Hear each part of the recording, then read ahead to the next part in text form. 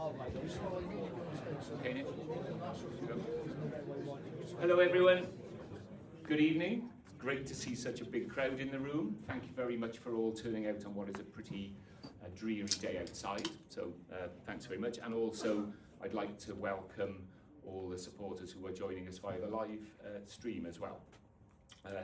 Just wanted to, as usual, just kind of do the introductions of who we've got here. So I'm Arnie as Chair of the Supporters Trust. Obviously we've got Huw Jenkins as the Chairman and Majority Shareholder, and Mike Everett as the other board member, again from the Supporters Trust. We were anticipating there being quite a lot of people in the room tonight, which would make it a bit tricky for me to kind of do the comparing, as well as managing what is a pretty hefty set of questions that we got. So the last time that I looked, we had in excess of 100 questions that have been submitted online, and obviously we will want to be taking a load of questions from the floor as well. So I've enlisted a bit of professional help to assist with proceedings tonight. So as I said, we're going to do something slightly differently. So Rob Phillips, who many of you will know from Radio Wales and Robin Blakey's podcast most recently, and a real good friend of the football club, is going to kind of compare and kind of work out the how we're going to go with questions, etc. And basically try to navigate us from this point of the night to somewhere close to a finish. Yeah, we'll probably do a couple of hours or something like that with a break somewhere in between. So yeah, I'm going to hand over to Rob just to take over on that, and also to just I guess set out the kind of rules of engagement a little bit. So. I haven't brought the sound effects, honestly. Whoa. Right, let's try it over here.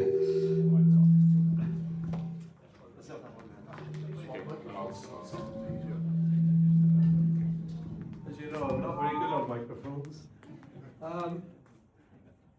So, first of all, as Arnie said, I've been asked to compare tonight. I just want to make one or two things clear. I'm not a trust stooge. I'm not a Huw Jenkins stooge. I'm not sure Huw knew I was doing it anyway. I think I was asked because I had a long association with the club. First of all, on the terraces at Somerton Park. Then fulfilling my childhood ambition of covering county on the Argus. Yeah, I was that ambitious. And then on the Echo, and then obviously for a few years giving the fans of all clubs a voice on a Radio Wales phone-in call Rob. In fact, anyone who has heard or seen the Robin Blakey Box podcast, or in my previous existence, as I said, on the people know that I'm not averse to asking questions that need to be asked. I like to think I don't mind who it is, as long as I do it in good humour. And that's all I'd ask tonight. None of us would be here tonight if we didn't care passionately about Newport County. Some of us have painful memories losing an old club, the old club. I'm old enough to remember that. I remember going to the auction of the club stuff. That is something I never want to do as either a supporter or a professional reporter ever again. And we know how good it has been to see a club revive from the ashes and make its way back into the Football League in 2013. That is a day none of us will ever forget, I'm sure. So I will try and facilitate as many questions as I can. As Arnie said, there are plenty of questions submitted online. A lot of them are similar questions to what you'd expect, so they're asking the same thing. So apologies if you sent something in online and your exact question isn't asked. We'll also be going around the room with this microphone, hoping it stands up. And what I would say, the only rule I ever have in doing these, and I've done quite a few of them, not just for this club but elsewhere, is that I hold the microphone. I expect you to get passionate. I expect you to give your voice, have your voice, but let's please keep it civil, let's please keep it calm, and hopefully you'll get the answers. They may not be the answers that you're looking for, or you're expecting, or you hope for, but hopefully you will get some answers. And then we can put it this way, it's very emotive. The situation at the club at the moment is emotive, but nobody gains anything by losing their rag, and that's what I want to avoid tonight. So please keep everything in good grace, and hopefully we can get some answers to the questions that all of us want. First of all, Huw, I want to ask you, give us your general opinion of things so far, and thank you for being here tonight, obviously. Let's hope it doesn't... You've got the mic. Hello. Firstly, thank you to all for coming tonight and making this an important fans forum. I think it's natural. We're all concerned where the club is at this point, and no more so than myself. Obviously, coming involved over the last couple of years, and just related slightly back to Rob's question. Obviously, we changed things around in the summer. Everybody will have opinions on that, whether it was the right thing, wrong thing. There was players changed. From my point of view, I didn't expect us to struggle as much as we have done, especially from the start. Obviously, reasonable start where we were away at Barnet and winning at Crawley and drawing at home at Notts County, and things looked reasonable. Why we fell away as quickly as we did and found it difficult to win games. I know Rob said about you'll have answers. I can't give you answers why that happened. None of us expected that to happen. And what do you find with me? I'm not here to pick on different things or criticise anybody that's been involved in the club. If things are wrong, I got to accept that and take it myself. There's nothing, I'm not going to be labelling players and managers and everything. The fact is we took on a management team at the start of the season which I felt would have at least held their own and got along in a reasonable manner of improving from last year. That was my feeling. Some of you might have completely different ideas, how you looked at it and how you felt it may have started. But generally, that's all I can say is I was bitterly disappointed that the management team I put together for the club, or we all did for the club, didn't work out. That's all I can say. I'm not going to go into any detail of what I felt about it. The fact is, right up until we played the Shrewsbury game away, I was hoping, especially after when we won away at Harrogate and Accrington, and the way we played slightly better the Cardiff City Cup game, all those things looked as though we were turning the corner. Why we went then on a 4-game run after that and stopped winning, I can't explain that. Again, you ask questions, it's just something in football. It's for some reason you win those games and you think that's going to provide a bit of confidence and a bit of a way forward and a bit of belief because you had a pattern of play and all these things, and then bumps go. And we looked in Shrewsbury to me like a team that hadn't seen each other for months. They were all over the shop, and to me it was something had to be done that day. It was a shambles. I was embarrassed to be, not to be chairman of Newport, but to have a team like that representing us, right? That's what I felt. From the management down, that's what I felt. We made that change. Yes, it's going to take the I'll explain. Sometimes when you change managers, I know clubs have changed in the past, and you get an instant switch, and all of a sudden you start winning games, and everybody's delighted, and they're all chuffed that you changed the manager. Sometimes when you've got a different group of players, finding the right one that's going to fit, even to have some continuity, is difficult. I believe with Christian Fuchs, we got a chance that he's a very thoughtful man and a football man. I know that, again, I'll touch on, a lot of you think that perhaps he's not the old school experienced man that you thought may be perfect for the club. But finding somebody that would come in and gradually get respect of the younger players, the experienced boys we have got, and to try and get something going quickly forward, I felt he could do that. I know we've had two draws since he's got involved, and obviously we had in my view, an unlucky defeat Not that we conceded the second goal, but it's certainly an unlucky defeat with the majority of how we played first half and then up to the sending off. But to me, there's a slight improvement that's got to continue and got to develop. And hopefully we can bring in 1 or 2 players quickly in January, because I think that'll help. It's always difficult in January finding players that, one, are fit and ready to play when they haven't been playing somewhere else, and how quickly they can integrate and get involved in the squad. So I think it's never an easy one. That's why I was always given the past management team as long as I felt was right. Changing, and I will, when we talk about different things, I'll give you an example. It cost 100,000 to change the manager. That's what it cost. One thing I will do when we talk, I'll tell you as it is.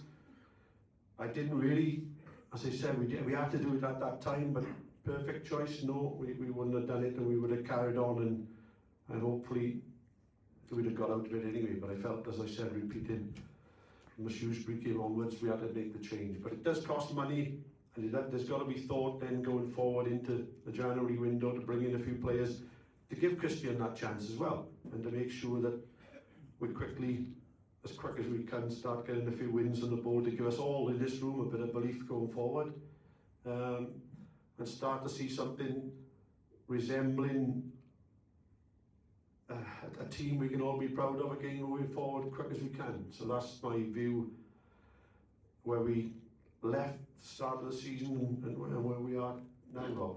I should say here, we've got a few questions in about recruitment, not least the strategy generally. There are a few questions saying, are you going to change your model of recruitment? In other words, in some ways, you've got ex-Cymru Prem players in the squad, when many fans I speak to are crying out for experienced Football League players. Yeah. What are your thoughts on that? And is there a change in your model and strategy as far as recruitment goes come January? Yeah, I understand that question. The only thing I would say, two things.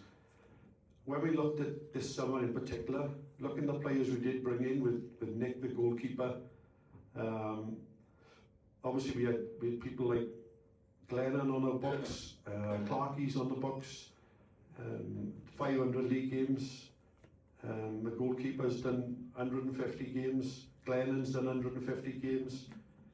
Matt Baker's done over 100 games. We brought in Jed Gardner, who's done 200 games in the EFL. We know Courtney's done 300 odd games. Bobby Cameron's done 150 games. Matt Smith done 200 games. So they weren't the ones we looked at in the summer, which were part of the management team, myself and everybody looking at. They weren't. They touched on Welsh Prem players, and I would say, not to be disrespectful to the Welsh Prem, he's one of our best players in the team at the minute, is Huw Jenkins. And he's done 200 games in senior football, and Kai Whitmore's done over 100 games in senior football. So they're not kids, they're 24 years of age, they play in man's football. Whether they're in different teams around is debatable, and I don't like doing this, but we can touch on our neighbours, Bristol Rovers. They signed 4 players that we could have gone for. Harrison, the forward, the big centre-back they had, we played against us, they wanted 3,000 a week to sign for. Bristol Rovers' wage bill is probably 4 million, nearly double or more, double plus a half of ours. And they had a couple of points in front of us, and we've had a very, very poor start to the season.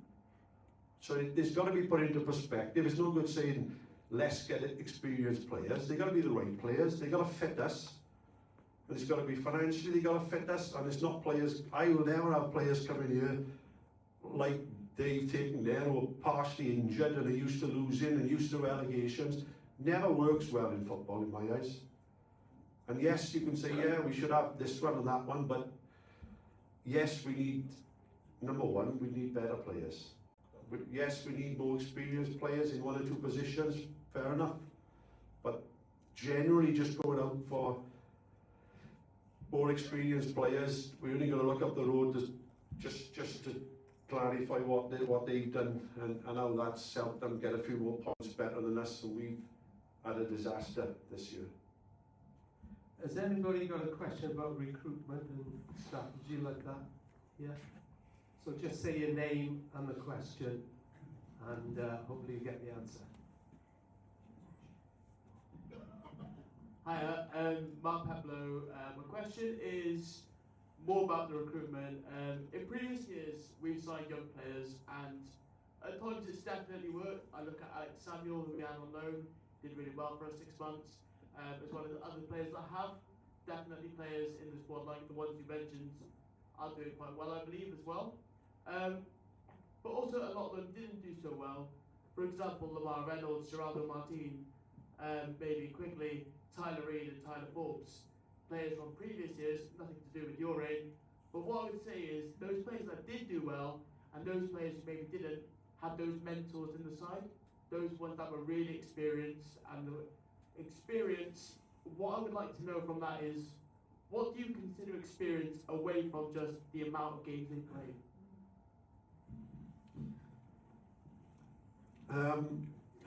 Yeah, no, I get it. Having the right players who can help, and for that reason, you know, we've got obviously James Clark with us for a similar reason. We've got a very good pro to work with younger players, and to me he's good enough to play and should be playing.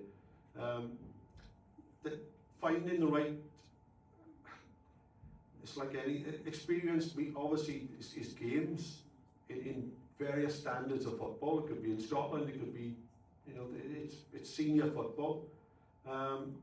But again, it's all on a player-by-player basis on whether they. 9 times, I know the perception is there that myself or the club are picking players, but the players have got to suit what the manager wants. Number one, otherwise we all know as people running football, you're wasting your money if you get players into the club that manager's not happy with in any shape or form. You know full well he's not going to put his faith in him, and he's going to look elsewhere. This day and age with the way agents works, managers, agents, coaches, they got agents on top non-stop, you know, throwing players at them. And you get those discussions daily, weekly, like we are now with Christian. So they'll all be party to those decisions to make sure we get players in that can improve us. So name and question. Yeah, just call me Habs anyway, but one question I'd like to say to you, you're talking about players. I think possibly 95% of everyone in this room realises we've got a squad of say 24, 25 players, and on that, out of all that 24, 25 players, I'm struggling to find 6 that would be League 2 standard currently. What the rest, they just not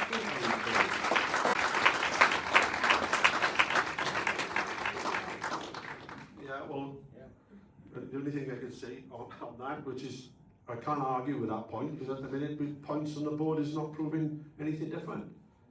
But I believe, obviously when we signed the players we signed this year to add on to the group last year, and I've said it before in the press, I believe they are capable of getting in a better position than we are, but they certainly need a management team that are strongly behind them and full of belief in what we're doing.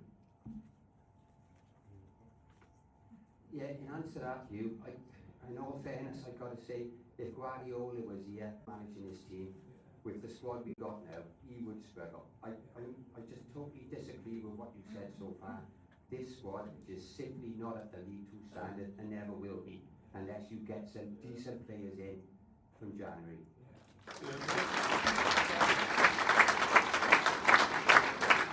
And as I said, I respect your, you know, the way the question is, but yes, we've got to get players in January, and I can't argue with your point, because we are where we are, which will go down the line of what you're saying, so I can't say anything different, can I?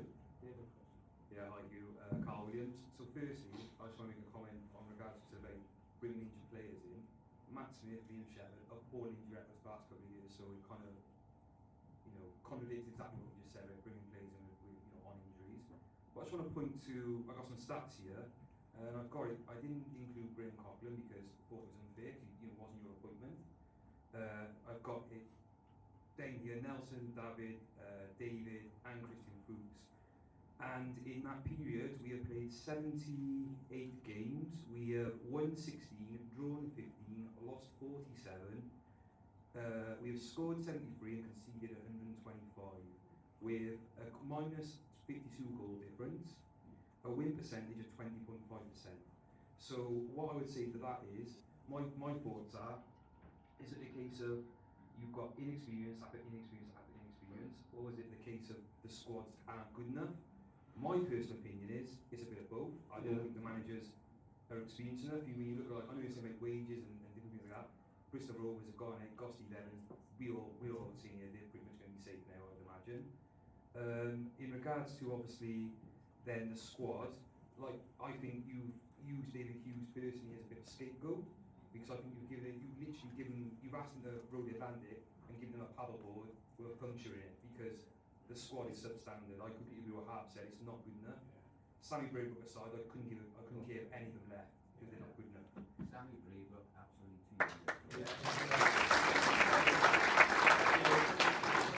Adding to that, my question is how, you're saying about this gradual improvement, and there has been a little bit of improvement. I wouldn't say it's been massive improvement. I don't think it's massively different to when we were under David Hughes. You're saying we had 2 draws, but ultimately that's 2 points out of 15 in the books. We're bottom of the league. We're running out of time because that's the way it is. And ultimately, how are you going to turn 16 months of we're a team of serial losers. We've lost consistently for 16 months. How are you going to turn that around? And how Christian going to turn that around? You're saying 1 or 2 players, and then make us into we need sort of playoff form to keep us up. And this squad isn't going to do it. And to be honest, I'm quite frank with you. You articulate yourself really well, but talk is cheap and we need action, as simple as that.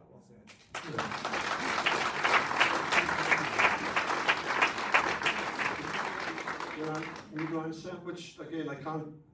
I could go back over what you said about Graham and things, but I'm not going to, right? I can't argue with it. Things need to improve drastically. I do believe, like I've experienced in the past, for whatever reason it didn't click well with the first management group we had in, right? And that had I wouldn't say negative, but certainly wasn't a positive flow of the players from first pre-season, right? That has to improve first, and in my eyes, the proof, like you say, is we got to see it. But I, with 1 or 2 additions, maybe 3 or 4, but the management have got. We're not going to change 10 players, are we? That's not. Yeah, but I'm not going to. Yeah. What if I'm not going to come out and say we're going to have 5 players and we end up with 4. We know what we need. You're right. We know what we need. We know we need 1 or 2 things to make a difference to get the things moving. Do you understand, Huw, how basically you've got 6 weeks to save Football League status? By that I mean, do you understand how important January is? Yeah, we got 26 games or 25 games left. Yeah. Yeah, but 6 weeks to bring in to improve the squad. I know when the transfer window is. Of course you do, but do you understand what the fans are doing? I can't argue with the points they're making, because the proof is you need wins, you need points on the board, you don't need draws, exactly what he's saying there, you need wins. Yeah. Has anybody else got any questions on recruitment? Okay, name and question please. And a great jumper. Christmas festive spirit. Yeah, you say you can't argue anything, but you're not coming up with any answers, do you? We need answers now. What's happening in January, you just say it could be 3 or 4 players. Are they going to be experienced? Are they going to be non-league players again? The other question is the management. I imagine Christian is a nice bloke, okay? But is he experienced enough to take us out of this mess? I mean, Cheltenham had Cottrell, right? Yeah. They're going well. Bristol Rovers, yes, like you said yourself, they're in the shit, right? Oh, they got Steve Evans. Yeah. Bet the bottom dollar you'll get them out of the shit. I'm telling you that straight. Okay? Christian might be a nice bloke, is he good enough to get us out of this mess? I believe he is, yes. Okay? I do believe he is. And again, coming back to your point, I know you might think, but the stand, it's not, I'm not that type of person is going to stand here and say, yes, we're going to get 6 players, they're going to be this. I'm not that. I'm a bit more, not cautious. I know what he's doing. I understand how you all feel, right? But I'm in it with you. I'm not just here like somebody from America who's sitting out there watching their club losing games. I'm here every day. I know what's needed. It hurts me every time we lose a game. It hurts me as much as all of you here. Right? That's, you still might think that's nothing, right? But that's what I do. And I'll continue to do that, and I'll do everything in my power. I haven't got a magic wand, I can't change it as quick as we would like. But I'll do everything in my power to try and get us to a point that we're going to be better than we have been. And that's all I can say. And all clubs say they want players in quickly. Is it your intention to bring in players ready for January the 1st? How far are you, can you tell us how far you're down the line on any players at all? Yeah, we're talking to a few clubs again. You know better than most people, Rob. It's January window, it's not easy. You can't just go and pluck players from anywhere. Like I just said, the players that aren't playing, are they fit enough? Can they come in and contribute, or are we going to wait till March when they fit? So we got to make sure that they got to be the right players, and they got to be in as quick as we can. And yes, to answer the question, we are talking to clubs to try and get people in as quick as we can. Anybody else on squad and recruit? Oh, I'm going to be as fit as a butcher's dog by the end of the time. Here we go then. Do 2 over here and then gentlemen over there. Okay, ladies first. Hiya, it's Kerry. I understand January is going to be important. Obviously, we all understand January is massively important. But if you did have a magic wand, Huw, what could we do as fans? Because we're all here because we want to save the club. You know, we want to support the club that we've loved our whole lives. What could we do? What could we stop doing? You know, I get a bit fed up of all this. Let's boycott it. Let's do this. All this negativity. If you had the magic wand and you could instruct us, what could we do to get behind it? Because I'd imagine if you're a player and you're going after him in January, to come to a club like this, in the position we are in the league, with the sort of atmosphere that's being created around this, it's making your job twice as hard. So what can we do if you had a magic wand? How would you instruct us to go forward? Obviously, we give a damn when we're here because we care. But what can we do to make your job easier in January, to bring in those players we need to save our club? Okay, thank you for that. Yeah, touching on that, because everybody's talking about players and different things. You know how the new rules work with League 2, just for you to be all aware of that. That's part of, you know, the general discussion. You might think it's an excuse, but the reality is, we can as a club, we can contribute 50% of what we take in net income, we can spend on our playing budget, right? The biggest thing as well has impacted this year, which weren't last year. The managers' wages are now included, which affects clubs like us more than other clubs, because that's another sizable amount. And again, I touched on getting rid of a manager and all these things. All these impact on our ability to spend. Right? I had a call this morning. The EFL had a League 2 meeting this morning, and one of the discussion points was reducing it to 40%, which will impact on clubs like us more than other clubs. And you might say, why? Because the lady mentioned, how can we help? I said from day one, the club in general, whether I'm here or somebody else is here, you need more commercial income. We need obviously there's a chicken and egg thing of fans coming through the gate, because you need The more crowd we get, the more income you get, the more you can spend. All those things have an impact. And I said that from day one about the commercial income, and those things do have an impact, but I'm not using that as an excuse. We've got to get better players, right? But we do need to find ways generally to integrate better with the business community and bring more commercial income in as quick as we can to help the club at least achieve some comparables with other clubs. That's all you're after. Yes, going back to your point then, you need good decisions on the manager, you need good decisions on players.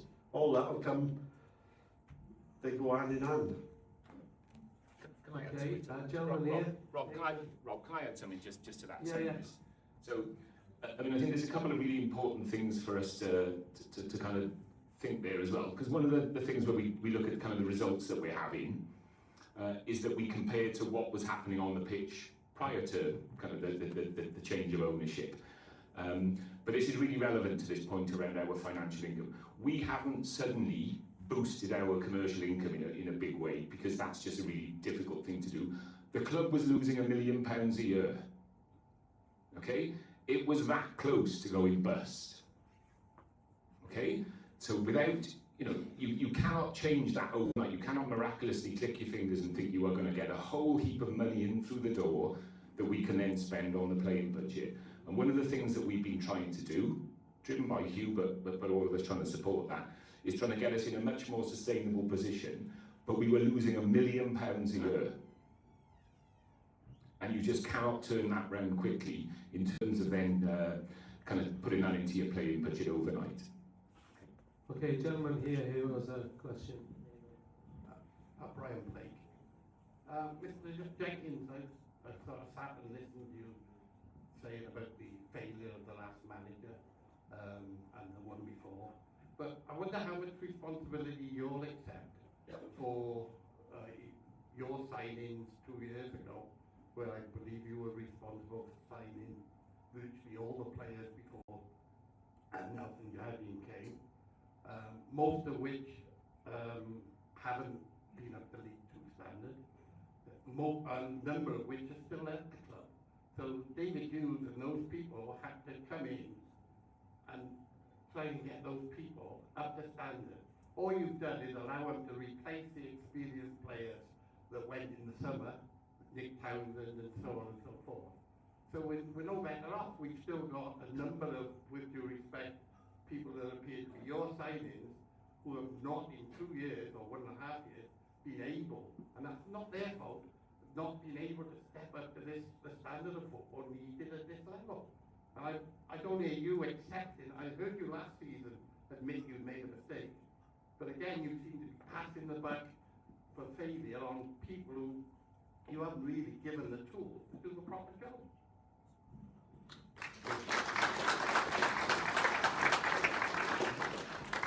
Yeah, thanks for your question.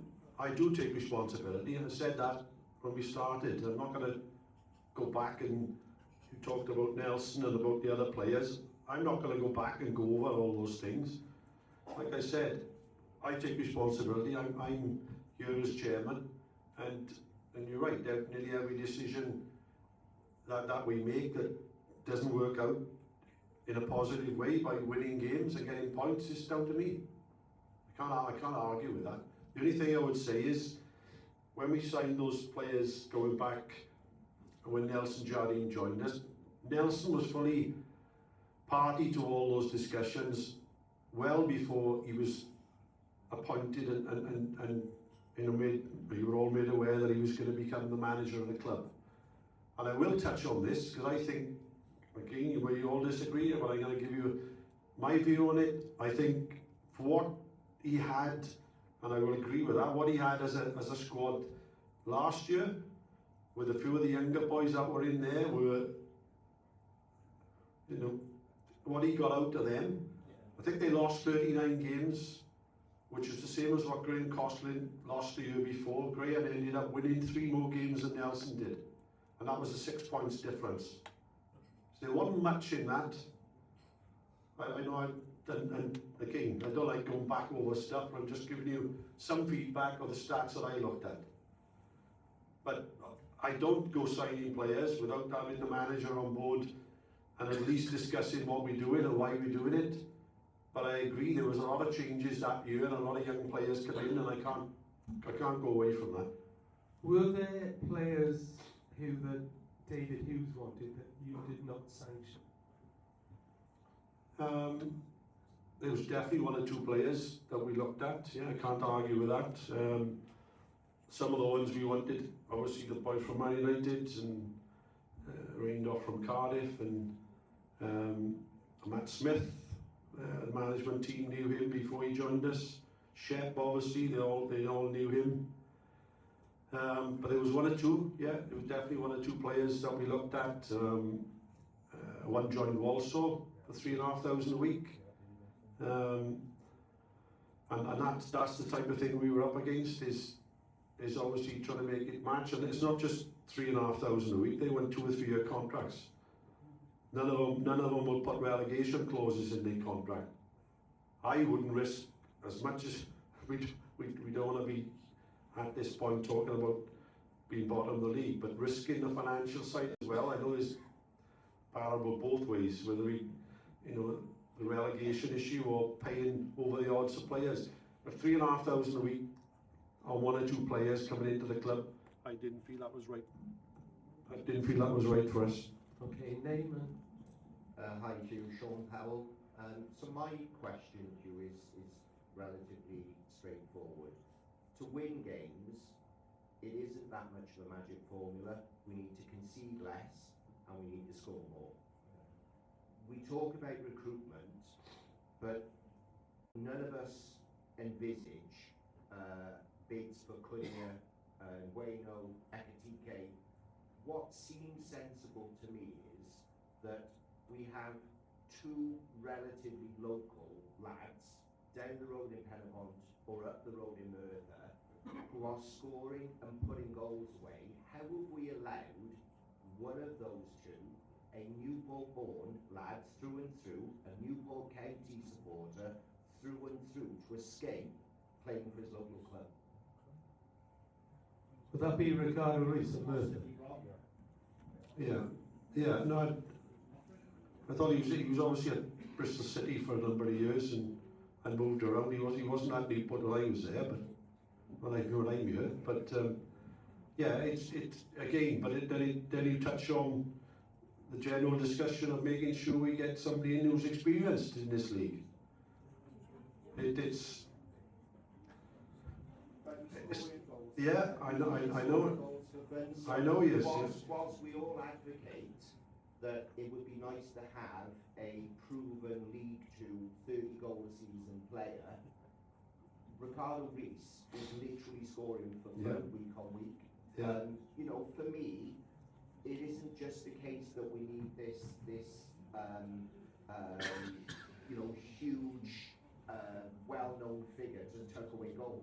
What we're not doing is we're not scoring anywhere near enough goals to win games, but we're also conceding too many goals to even secure a win or a draw. So for me, I'm not advocating that any of us in this room expect the club to go out and try to find this brilliant sort of centre forward, but we clearly have some local talent. And Lee Jenkins, I agree.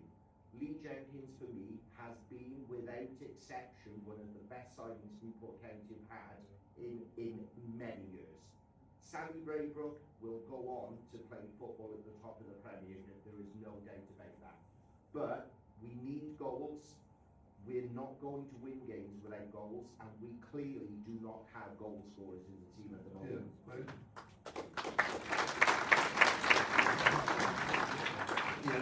Going back to Ricardo Reis, myself and Chris Finn went up to watch Merthyr a few times, not only recently but previously, so we watched him play a lot.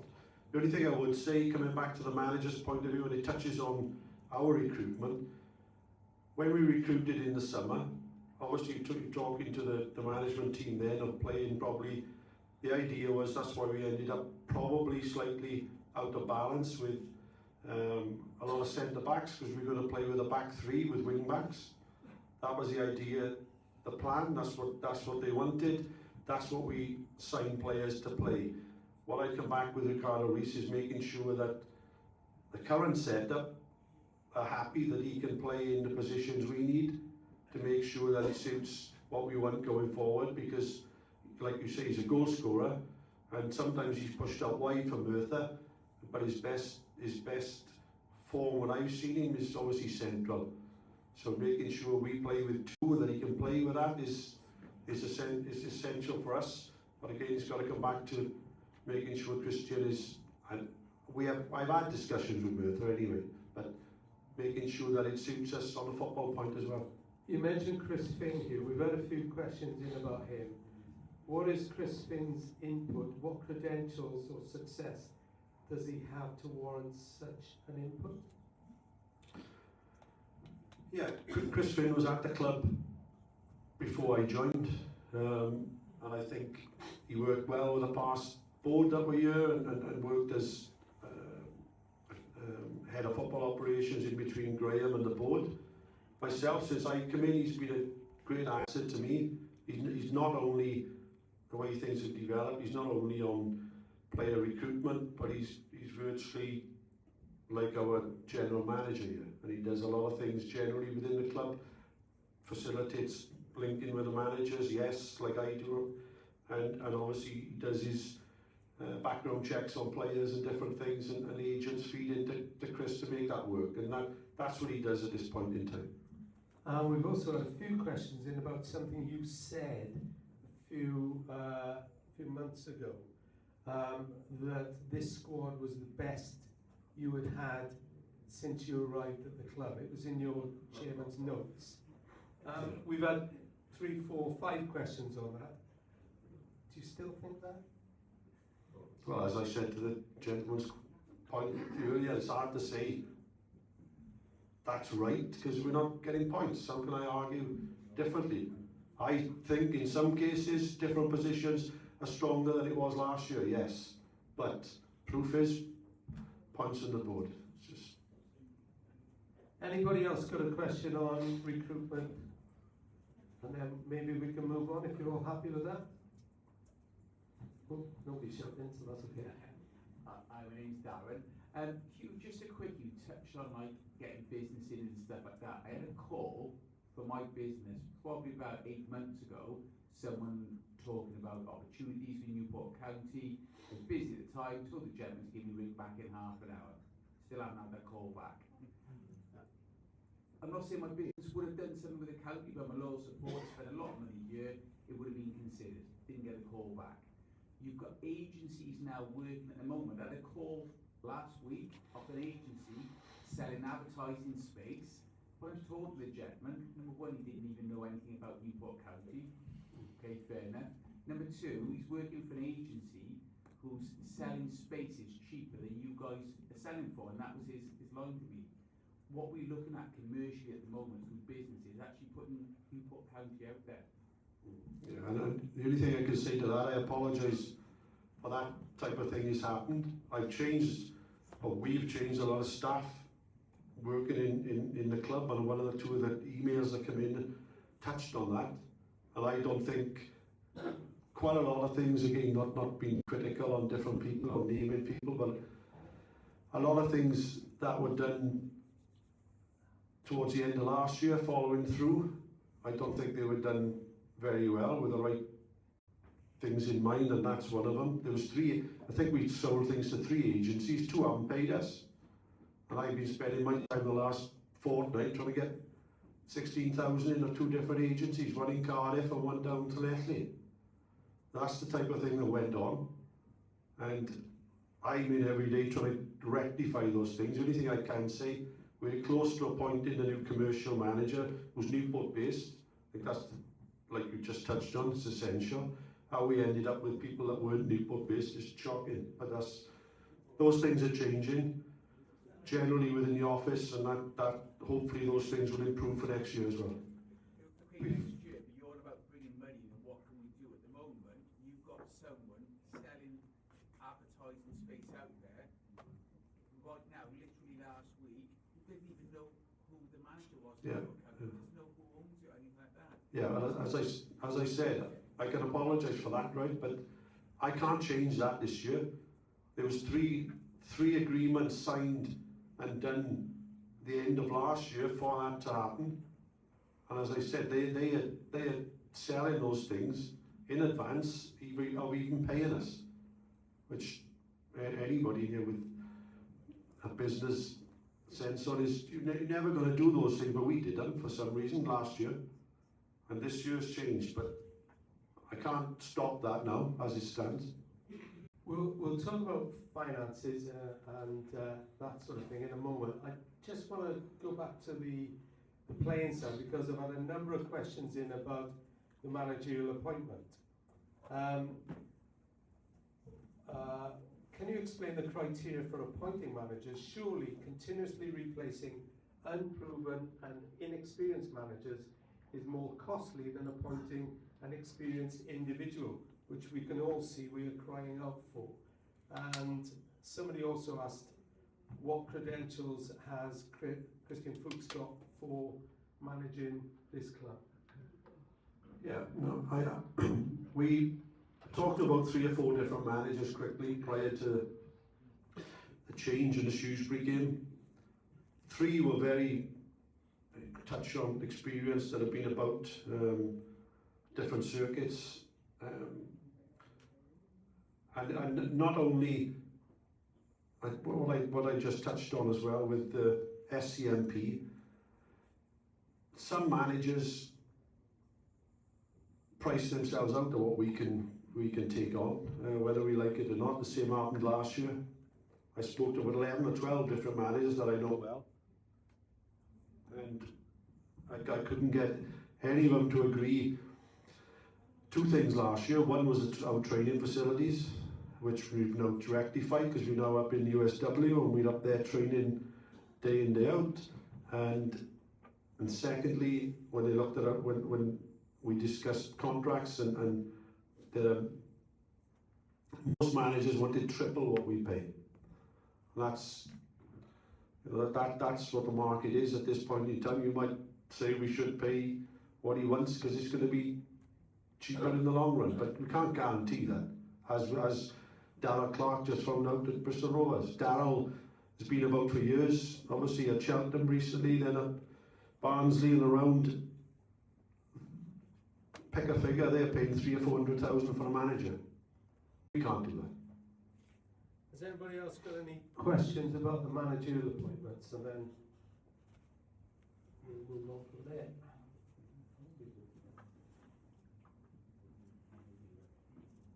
Any question out there? Stuart Davis. I think quite a lot of the people that go to football matches with me the last few weeks, we're finding it quite strange that a man who's most probably richer than any person in this room, Christian Fuchs, through his football career and his associates, we find it very difficult to believe why someone who's so well off would want to come to the bottom of the league, in the 2nd division, bottom of the football league, and be our manager. There's got to be a reason. Over to you, Huw. Yeah, well, look, the reason is, as we touched on, I think he said in his interview, he's got ambition. He wants to get his career moving in management, changing from what he was doing, and the discussions I had with him prior to him joining was that, and bringing somebody in with, he has got experience to the games he's played and 100 caps for his country, whatever he's done, all these things. He has got football experience. May change slightly to some of the managers that have been around and lost their jobs everywhere and built up experience that way, right? But he's coming here to move his career forward. We accept that, and hopefully within that period he can bring success to us, and then over a period of time he'll end up moving on somewhere else. But to do that, to progress his career, to get to the Premier League, he's got to be successful. That's what he's here for, and we hope the joining up with us will work well for both parties. Just on Christian Fuchs, Huw. Oh, go on, Arnie. Yeah, I think it's kind of from picking up some of the stuff that we see on social media and stuff like that. I think the kind of implication is, well, he's come and invest in the club, and kind of as far as I know, and I can see Huw shaking his head there, that is not the case. So I think the quicker that we can kind of shut down that as something that people think is the situation, the better. He has not come, as far as I know, and the conversations that Huw and I have had about this, to invest in the football club. Yeah, that's exactly what I was going to ask you. So you can scotch that speculation now. Yeah, definitely. Yeah.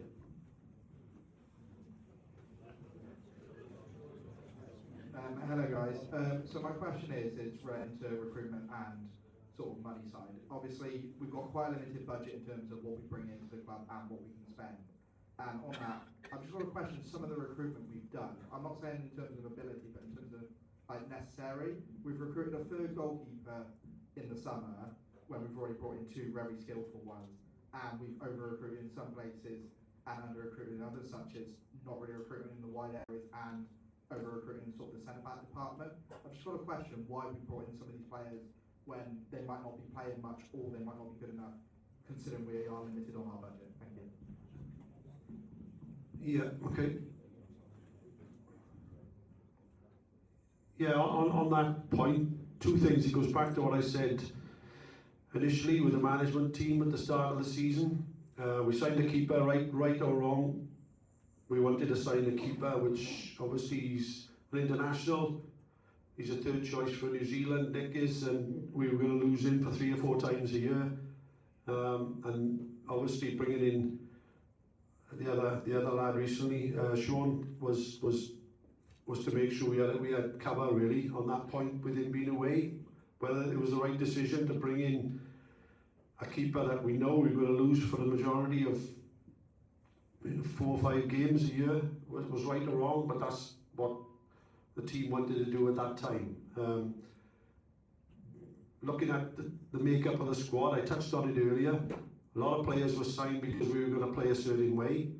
When we got into a position of losing a few games after the Crawley game and we changed a different shape, you ended up with an imbalance to the squad, which I agree with you on. When you try then to adapt to do 4-3-3 or whatever you want to do, the decisions were made that we were going to play 3-5-2 with central strikers and wing backs. Therefore you had double there. Didn't have enough wingers to carry us. But then that's again different to belief. We went along what the management team wanted, and that's what we did. Hey, Huw, lady here's got a question. David. Hi, Huw. My name's Tash. So a couple of things that you talked about in the room, kind of acknowledged in the recruitment space, in the managerial appointments, overall football strategy. Is there anything you can kind of explain to us, the decisions made that you think and now accept were wrong in any of those areas? Because I'm hearing a lot of, oh, I agree with that, and oh, I accept that, but it would be really interesting to hear the decisions that you've personally made that you now accept were wrong. Oh, yeah, I got to, I might not say it the way you're asking to say it, but obviously I didn't really want to change the manager as we were. But looking back, without us gaining enough points, it's obviously the wrong decision. You can't not say that. You're right. It was the wrong decision. Have a few players come up to the level we wanted when we got 1 or 2 we signed, which we signed because they were experienced and should have been playing for us. They haven't played. So they were wrong. So I can't not, when we look back in hindsight and say, should it have been different? Yeah, you're right, it should be different. And are there measures now in place to make sure we don't repeat those things in January? Yeah, we're not gonna go down the same route of the 1 or 2 things that definitely hurt us during this period. We've got to make sure there is a difference there, otherwise, it's not going to help us in any shape or form, I agree. Okay, we've had a few questions here about investment. Are you all ready to move on from that now? Is that okay? As I said, you may not always get the answers you want, but at least you've had answers. microphone's getting up my nose. Yeah, right, here we go then. Yeah, on investment, Huw, would it be fair to say that the financial status you took on is a lot more challenging than you originally thought and has led to what fans would call a lack of investment ambition, when in fact it's the case of living within our means? And since taking over performances on the pitch, since taking over, performances on the pitch have spiraled beyond awful. Attendances are falling, and the fans have lost all confidence in its owner. I'll be blunt with this, Huw. Is it time for you to resign as chairman and put your shareholding up for sale? Yeah, And is there investment on the way? That's the other thing. So answer those. Yeah, two things starting from your points there. Is it greater than I thought before we started, before I come involved? Yes, is the answer. I'm not going to not say that. And when we're talking about living within our means, you're not living within our means. By the time this season finishes, 3 million gone in for myself. You're not living, the club is not living within its means.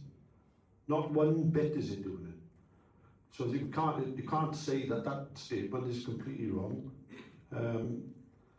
What I would have liked from day one, and I took the challenge on, so there's no excuses. I took the challenge on. I know how difficult it is. We know how the fabric of football is changing.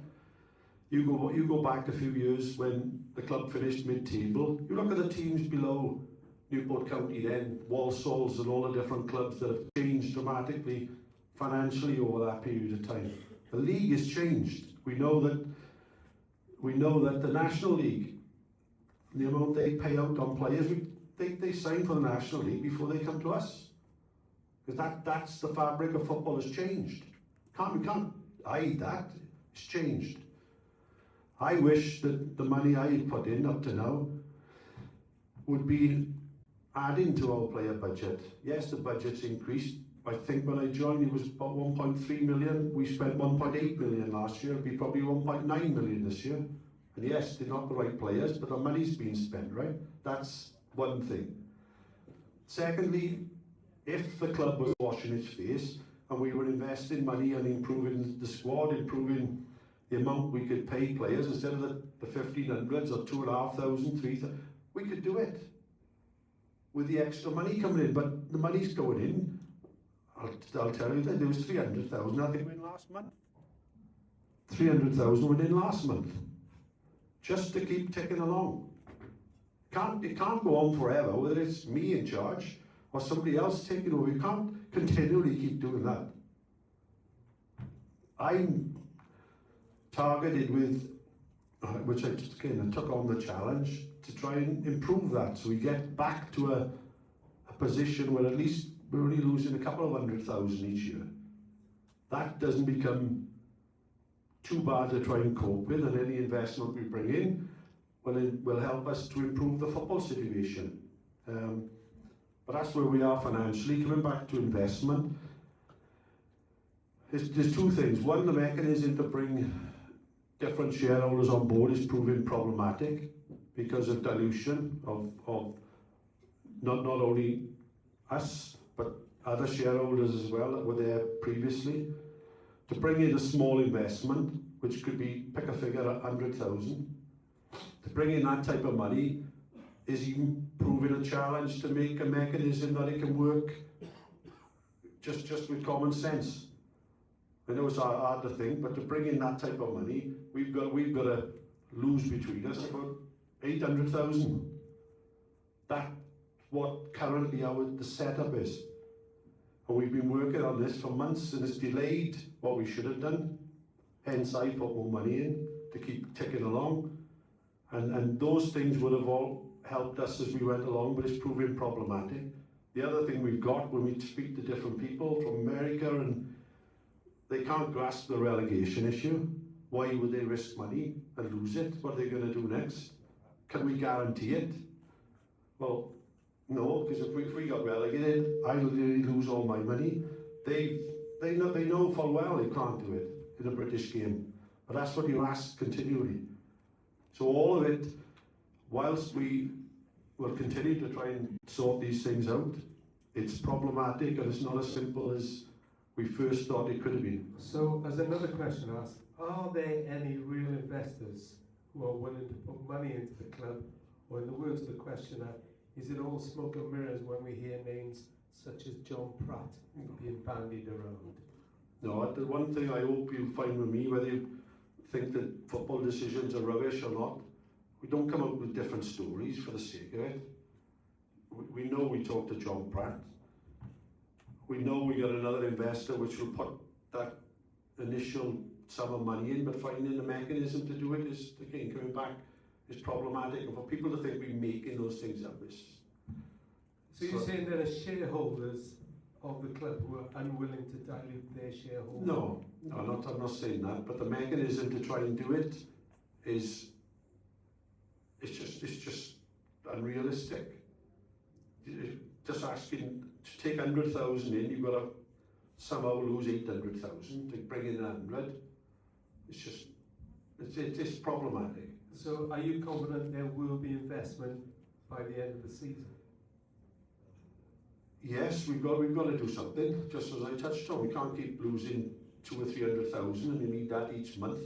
We've got to find a way. One, my challenge is to get more commercial income and drop that down to make sure we don't lose as much, because I think that is also a concern to any investor, which it would be. Okay, familiar voice. Thanks, Rob. Ed Bridges. I'm sorry, I don't understand this point about the mechanism for investors coming in being problematic. What does that mean? I don't know what that means. Yeah, well, I agree with you, because I didn't understand it when I was given the table of calculations how that's worked out. But to make sure we all stay within our current percentages, that's the sort of figures we've talked about. And perhaps I shouldn't say all these things, but you're having it as it is. And that's what we've been led to believe in writing of recognised people who know what they're doing. You're still looking confused then? No, I'm confused as well. So, where does the 800,000 come from, you? That it would need to lose to get 100,000 in? Yeah, it's needed to keep the current status quo on our percentages, which includes the trust, the other group of 21%, and myself. Which sounds ridiculous, but that's, you asked the question and I told you as it is. I mean, how do other clubs manage this? Because we are not the only club for whom this is a challenge, bringing in investment and trying to work out how to make it stack up legally. So there must be a protocol for how this works. I just don't understand how we seem to be in the unique position of having people who want to invest and not being able to allow us to do so. And as I said earlier, I agree with you, but we have got to respect for the, obviously there's obviously many trust members within this room, and the idea when I got involved was to make sure the trust maintained the shareholding as well, to make sure we work together and work for the benefit of the club. So we still got to find a way to do that. There are other ways I could possibly bring in somebody that I know well as a partner, but then that's reducing my, but there's ways that got to be looked at to do different things to bring people in. Okay, gentleman here, name and question. My name is Dominic. A couple of things actually. One on transfers, if we're that skinned, are you planning on selling anyone? The second point, you admitted it was worse than you realised when you came in, so did you not do your due diligence before you came in? And how long are you going to stick around, Huw, if we're losing nearly 2 million a year investment?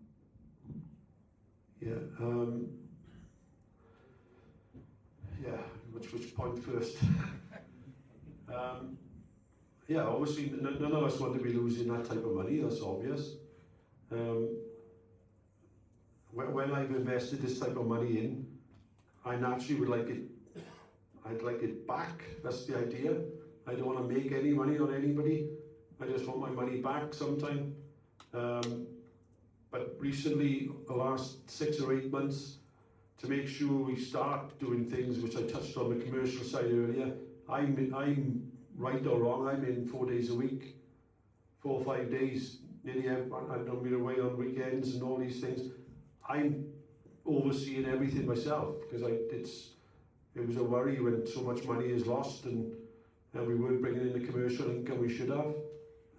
So you know, I'm regularly here to make sure we can minimise that anyway, and make sure we can move forward. But the difficult one is obviously we got to make sure it's right on the pitch and move forward first. So we're going to have a short break. It's 8:05 now. Back in your seats at 8:15 because there are loads more questions to come as well. Thank you.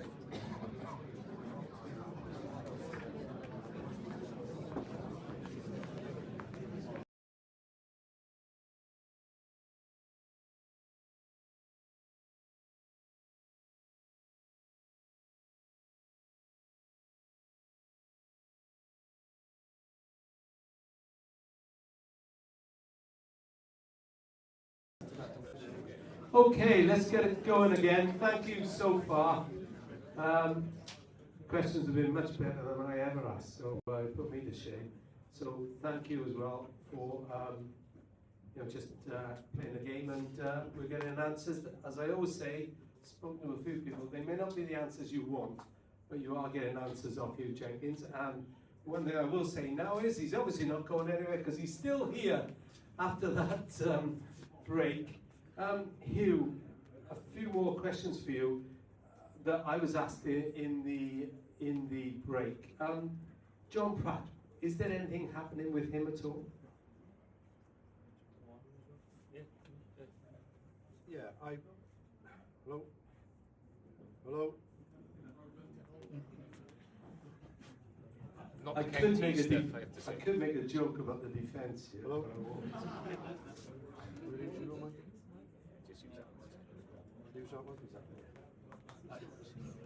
Yeah.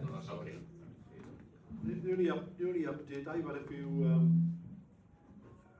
internet video calls with John and his partner Dan,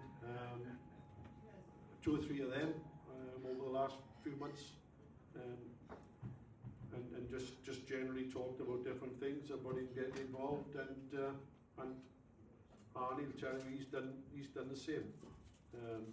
So we've had a lot of those discussions. I did touch on bits and pieces, obviously worried about relegation and finding a mechanism to get involved. So yes, we've had, and Arnie can back that up because he's had those discussions himself. Literally, probably the most recent one that we had, that I had when we were talking to John and Dan Friday afternoon last week. Do we await news or? Well, as we say, there are kind of different interests there in terms of the kind of investment that Huw was talking about around, they might do it without a kind of a share dilution. Is one kind of conversation that we were having. There are different interests. What their involvement might look like is kind of a very different thing. So we're talking about that, but there's a lot of water to go under the bridge before you've got that. Yeah, the only thing I can add on that, for you to all just have some comfort on it, if John Pratt or anybody else wanted to do something that we felt was right, and Rob asked the question about my shares, I come in nearly 3 years ago now, and I put my money in over 3 years ago, even before we'd signed a bit of paper to get involved because the club needed it. I come in, initially you might say, I wish he didn't, but the fact is I come in to try and help the club at a time when it was needed, right? If somebody wants to come along and take my shares or do anything they feel is right and we feel is right for the club, I'll sell them. And I'm not making money at it. If they want something and you all feel something is right for the club, I'll do it.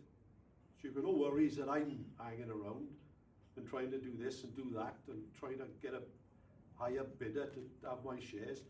If they want to do something with the club and Arnie's involved with me that it's right, they can have the shares, right?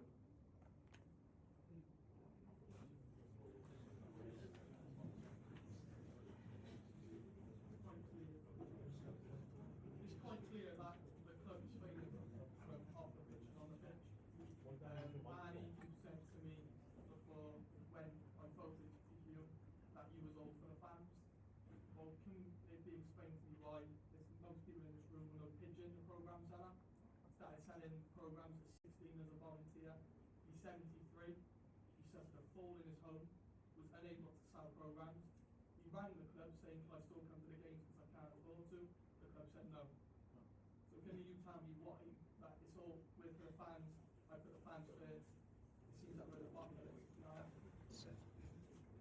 Okay, so I mean that's a pretty shocking story, and I know Pigeon both from kind of dealings with in the club here and kind of outside, and I am one of the person that when I hear about I'll go and knock his door, I go and check that he's okay. If I'd known that that was the case, I wouldn't let that happen. So is something that we've done for that and stop that happening in the future? Yeah, look, genuinely, but I can't do things that I don't. I can't help with things that I don't know about. So there's a kind of a miscommunication there. But I can, hand on heart, any supporter, and particularly Pigeon, who I've known for a very long time, but any supporter who was in that situation, I would not have let that happen. Huw, we've had another question about the January window. Given the financial condition of the club, if there's a player to sell, would you countenance selling a player in January? Or is it all about recruitment? Well, going by the opinion of the players we got, I don't think anybody would want anybody to stay anyway. So yeah, well, that's a loan player. We can't sell him anyway, right? But I doubt that's going to happen, right? But yeah, I don't think that's going to be the case. And we know we got to bring players in. So. And likewise, are you confident that the loan players you want to keep will be able to stay beyond January? Took a grave look a lot in the room tonight. And also, loan players that you may not want, will they be going back to their clubs? Yeah, I think again, without naming names is not great, but I think they one or two we probably feel haven't contributed enough, and they'll go back quickly to make sure we can swap them over. Sammy is one, obviously. We're lucky to be in a position with Christian. He got obviously talking to Leicester to make sure that can continue. So we just got to fingers crossed, and hopefully that'll be done. The feedback we are getting, it should be possible, so we just got to wait to get that confirmed. Okay, we've also had some. Oh, sorry. Whereabouts? The microphone's not working, so stand up and say what you want. Yeah, I wanted to go back to saying we said over there, not necessarily about Roy, that's pretty fair enough. But I do think it aims to a really important point on the culture around the club at the moment, which I think isn't just necessarily. Look, we've been down the bottom before. We've been down the bottom many times, haven't we? Yeah. But the fact is, we have fans, we've had people going in supporting many times. It tends to slip in because the culture around the club is falling into the abyss. Now, I can say that as someone who has worked so many jobs at this club, right, on a voluntary basis, cried on the telly for this club twice at Wembley and here against Leicester when we do Christian books. But also, as someone that's seeing it and going, I don't know if I want to come next week. And that's a feeling that I don't like feeling. That's a feeling that's horrible. And someone sat in here in this room, that's a horrible, horrible feeling. And I also think with that as well is, who else feels in here that the culture in this club is declining massively? Yeah.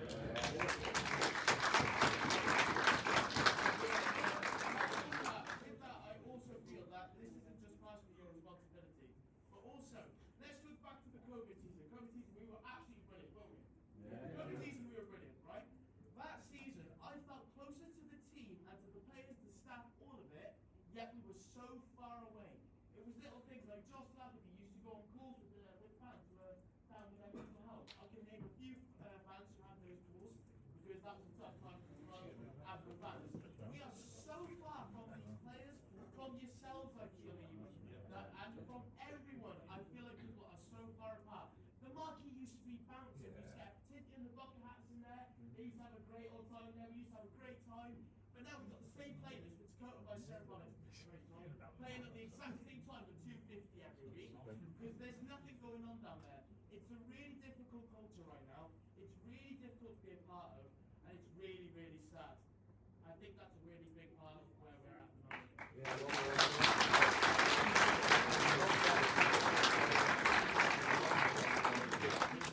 I mean, I think, you know, if I pick that up as kind of, you know, one of those roles there of the supporters, just as that kind of voice for fans, take that on the chin, absolutely, Mark. You can kind of get the sense and the strength of feeling around the room. You know, it is something, you know, you talked about areas where we kind of accept that we can do things better. I think there are a number of areas there that we can. So some of the stuff around kind of general communications as well, so doing more of this, kind of getting out there more, just being more kind of approachable.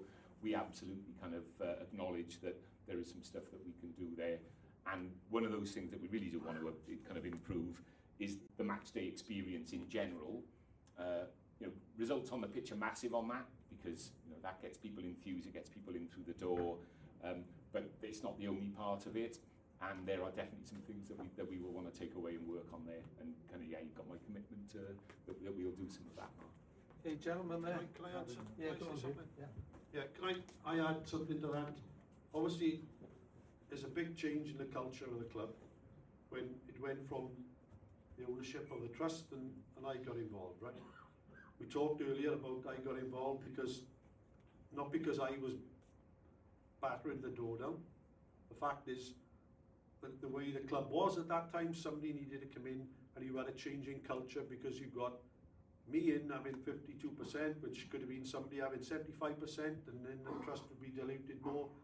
There are many different things that could have happened, but the whole idea, when I got involved, I know how important those things are, because I've been in football long enough, right? And the biggest thing is, yes, you had a change because I got involved, but I put the 52% as a discussion because you've got 48% of the supporters still owning the club.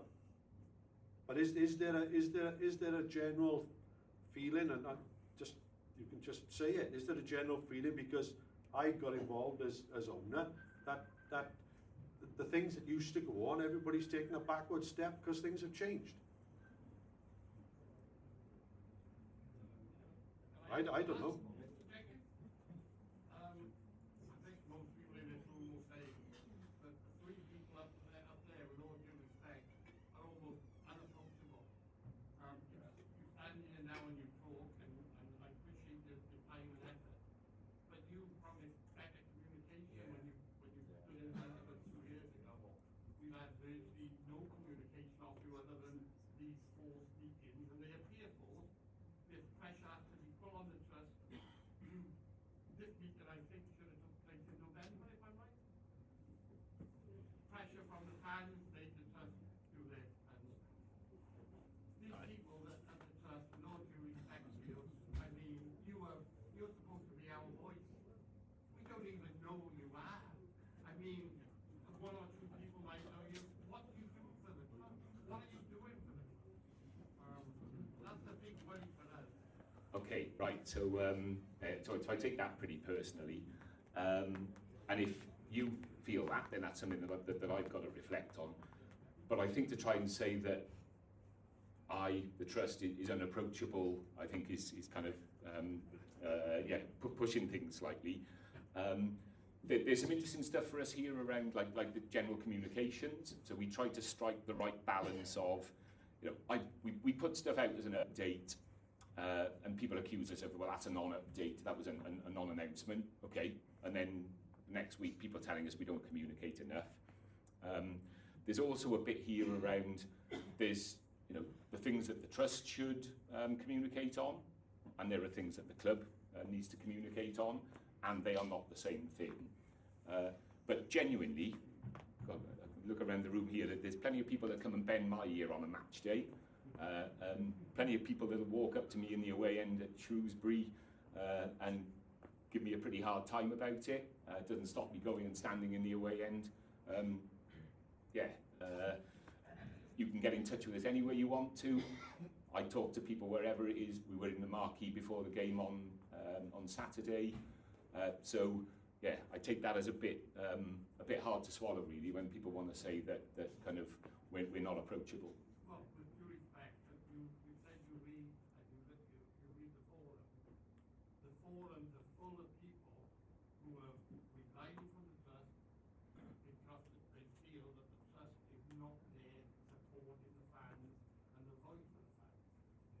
Okay. I know Mr. Jenkins and had quite a tough night tonight, and I respect him for standing there and answering the question. But he is also, I mean, we see him come into a room and he sits down there's no real rapport with the fans. Maybe he doesn't want to rapport with the fans. Okay, well, so I'll let Huw answer for himself on that in a minute. So I referred earlier, you mentioned it there about what I do on social media, on the socials. If you had my social media account, you would never go on there with some of the things that get said to me and about me.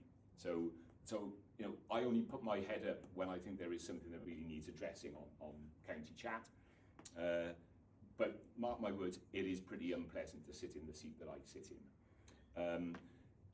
If you think that the trust that we do not represent the voice of the fans, well, you're entitled to your opinion. I will ask you, are you ever in any doubt about the strength of feeling from the supporters, what they think about what's happening on the pitch, and anything else, whether we should sack a manager? No, you fully pass everything on to me as it should be. Yeah. Sorry a second. I don't want it to get out of control because we haven't got a mic now. So I'll just finish on that. Now, sometimes, and one of the things that kind of I reflected on hurt me quite a bit last year was kind of the accusation that we are not being effective in being the voice of the supporters, particularly around kind of January time when the big question was there around whether we should sack the manager, Nelson Jolly. So I'm going to ask for a show of hands here. Who thought last January we should sack the manager? Okay, come on. I think everybody was telling me that we should sack the manager. Okay, so I made absolutely clear in any number of conversations, I can see the guy's hand up there, any number of conversations that was what the strength of feeling was among the fans. And that wasn't representative of what it was. Everyone was saying that we should sack the manager. So we had any number of conversations, whether that would be on a Wednesday evening, whether that's on a Saturday night, any number of Sunday mornings about what we should do there. And I made it abundantly clear what the fan base wanted, and it was everybody. So don't sit on your hands, it was everybody. But in having made that point clear, there is also a bit where we sit on the board and I am interested in doing what is the right thing for the football club. And I'm just using this as an example. We had the conversation, real kind of difficult stuff around whether we should change the manager at that point or not. And we concluded, my kind of counsel, I guess, it's Huw's decision ultimately. My counsel on this was, well, you couldn't go into that run of games which were critical to our staying up in the league. You could not go into that run of games without a manager. And people that were telling us that, that's, you know, all due respect to Pipey and Mark O'Brien, yeah, we should appoint them. Now that wouldn't have worked. You could not go into that run of games without a manager in place. And I say my counsel to Huw was, don't pull the trigger unless you're sure that you've got a plan B and that plan B is going to get more out of that group of players than your plan A. And we kind of, you know, it was a really tough decision on it, fair enough. We concluded, we decided we were better off sticking. And everybody talks about Freaky February and going and that run of results that we had there, but we took a conscious decision, which was not the easy decision to take. It was that we should stick with the manager. And genuinely, if you think that the fans did not have a say in that, okay, we did, and that counsel was really followed.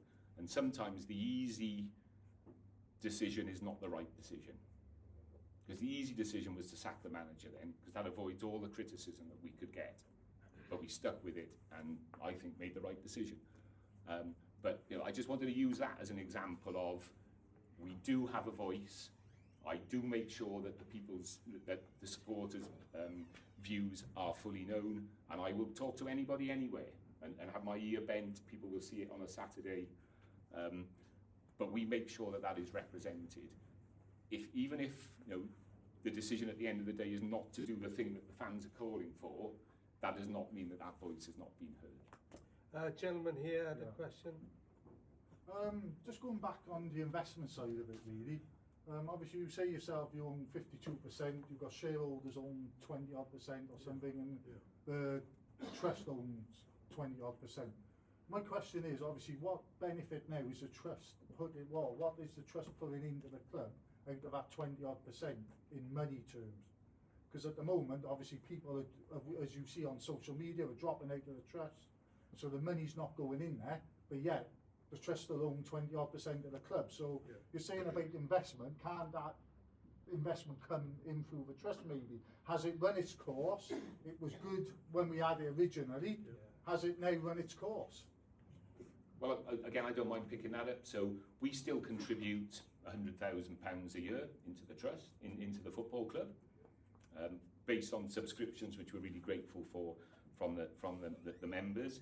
You know, that's £100,000 more than the other 21% are putting in, because they're not putting anything in on a regular basis. They've made an initial investment way back in the day when those shares was first issued. They're not putting anything in on a regular basis. And I kind of, you know, I see the stuff around, you know, the effectiveness of the trust, and you know, whether it should try to take more shares, you know, to mop up some of that other 21%, or to reduce its shareholding. And you know, we could do that, and if that's what the trust members wanted us to do, that's what we could do. The thing is, you could have someone come in who wants to take 25% and put more than 100,000 in. That's what I'm saying. And if that was the case, and the trust has run its course, it's not making the money it was for the club. Is that another direction that's been looked at, or? So you could do, and if that's what the members wanted, then we could do that. What I would say, I would urge some caution on this, because one of the things when we were talking about the investment, we're really keen not to dilute the trust's share too much. That some of the stuff, and we might come back to it, questions around whether Huw's intention is to take us out of the Football League and put us into the League of Wales. Okay, well, I can say for a start, no, that is not the intention. But he could not do that whilst the trust has got a blocking share. Okay, if I sell my 25%, or you know, it's not mine, it's I'm there on behalf of the membership, you would not have that control. Gentleman up there with the beard in the corner, you had your hand up earlier with the glasses. The guy with the yellow jumper.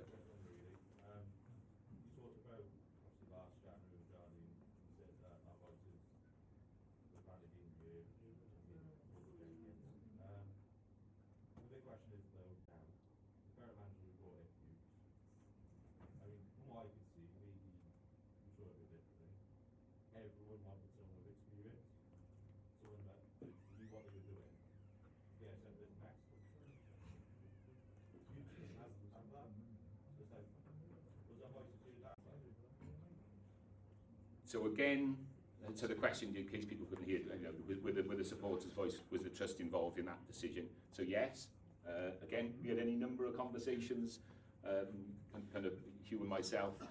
There is a variety of things. You've got to be a little bit careful what we say here. I mean, from my perspective, Christian Fuchs, he's a winner. I think he had a real chance of, okay, but he's a winner. And the influence on the players, you talked a little bit around who the influential voices around the dressing room. There are any number of things that you take into account here. One of them, so let's not pull any punches on this. If you want to go and everybody thinks we need to kind of appoint some seasoned, wizened, you know, hard-nosed League Two manager, somebody with loads of experience. Well, one thing, there's a reason why they're still kicking around in League Two. Secondly, they need to be available, which means they're out of a job, and there's usually a reason why they're out of a job. There's no guarantee of success. And one of the things that we really talked about, again, we could have made a decision that would have been popular with the fans that we didn't necessarily think was doing it for the right reason. Some of the people that we talked to, it felt like they were in it for them and not for this football club. And that was not an appointment that we were prepared to make. We did not think they were in it for the good of this football club. They were looking to see what they could make out of this football club. And that was not somewhere that we were prepared to go. All right. Speak up then, because they can't hear you. So otherwise, I'll go round and maybe you can talk about the mic. You said about obviously some of the names we wanted to bring in.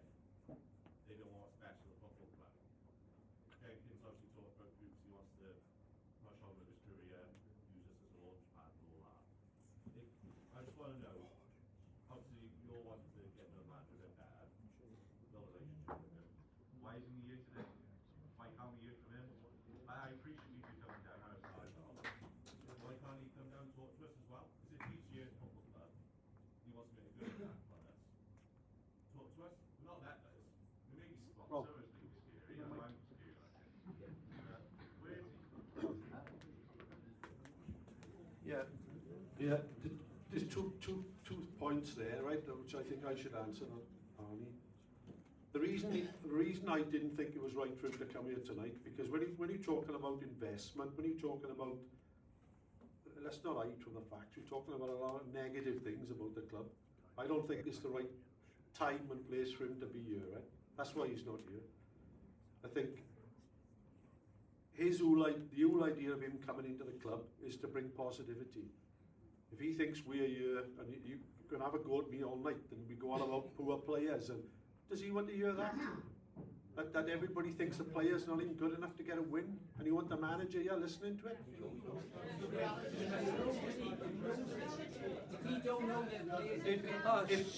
If Christian Fuchs felt that the players weren't good enough, he wouldn't be here as manager, right? He has told you that if you look at his interviews. He has said that. He did. Yeah, what I would say, because I did the game with Nathan Blake on Saturday, I asked him the final question, what gives you hope that this club can survive? And his answer was the squad that I see every day in training. Whether you like that or not, he has answered the question about the squad. This gentleman's arm is going to fall off. No, you're next. So his arm's going to fall off. Yours can go on a bit longer, it helps the muscles building.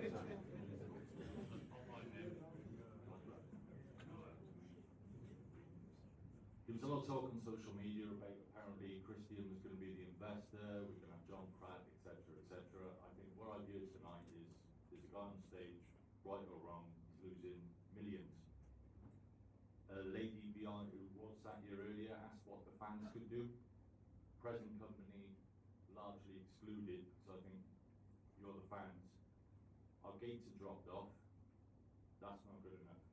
I think there's a lot of questions being aimed at the owner, the new manager who's only just been in the door, some of these players who are pros.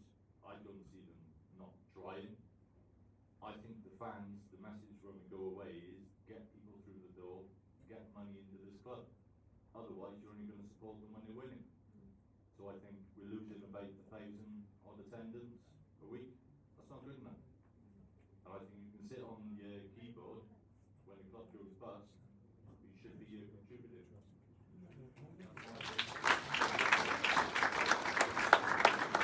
Okay, gentlemen. Can I just add to that? They've got to pay for security tonight. We've never had security at a meeting because of keyboard warriors and the language that is being used. They brought in security as a precaution. We've never had this security, and we have to pay for this, so it's wasted money. Yeah. All because of people on social media and the language and the threatening lynch mob attitude, which is not needed. We're supposed to be in this together. And I'm sick of hearing we're supposed to be in this together when we hear all this social media shouting. Okay, well, what I would say is that I'm really appreciative, and I know they are, of the tone in which this meeting. We expect passionate stuff like that, like the gentleman there, but the tone has been really good so far. Thanks, Rob. Adrian here. Let's be realistic here.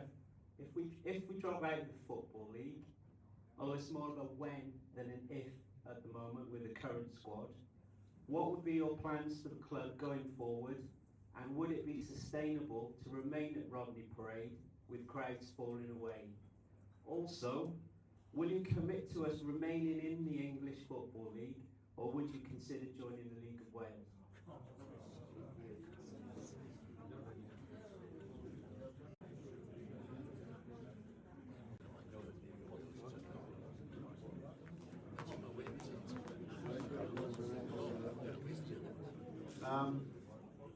Yeah, and I certainly remember every point, but you know, it's obviously we're all in this room because none of us want to come out of League Two.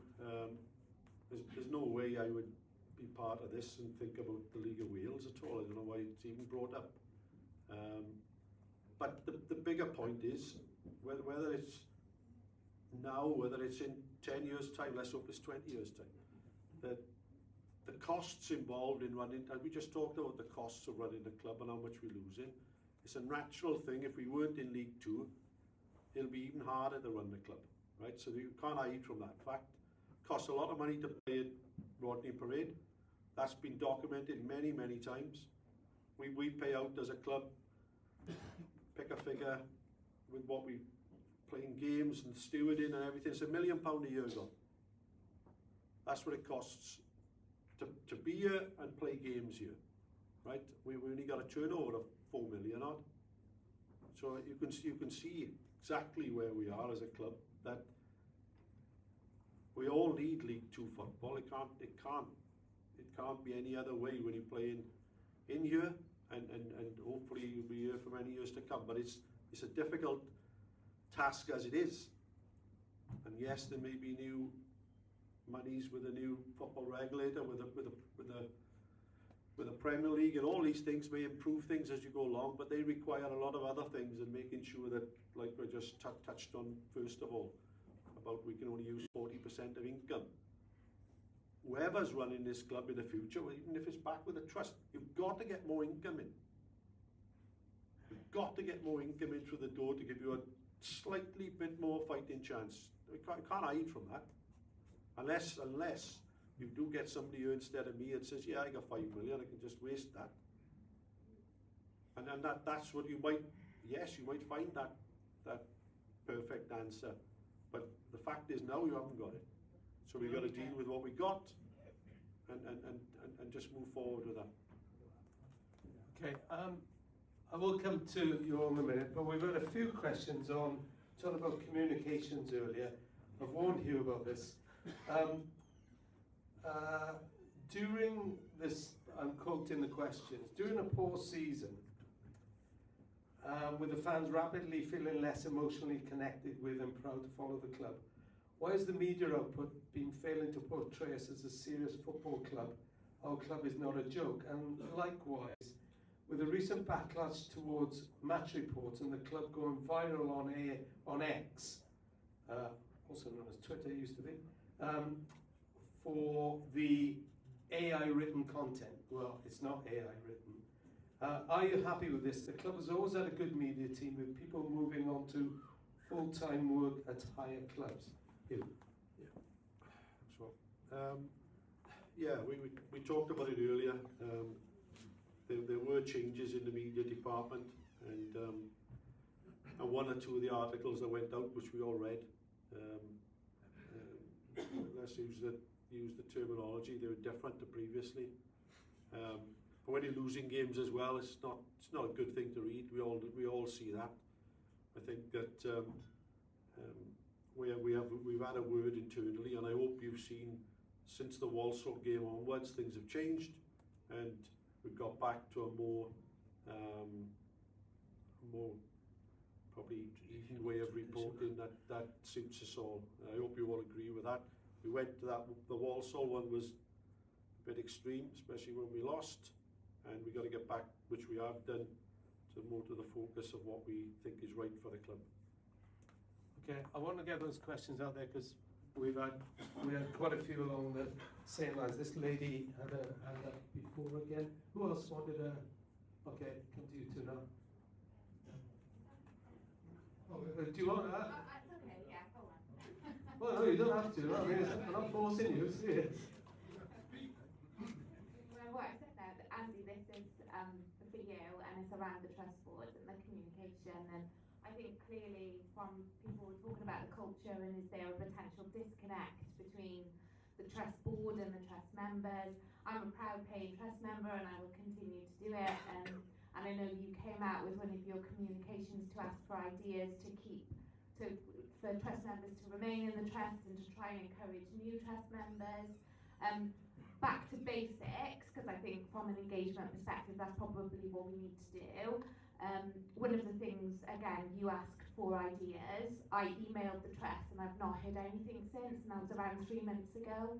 So I think if you're encouraging people to be part of the trust and encouraging communication, that rapport building culture, back to basics, just make sure there's responses to people who've taken the time to come forward with potential ideas for you.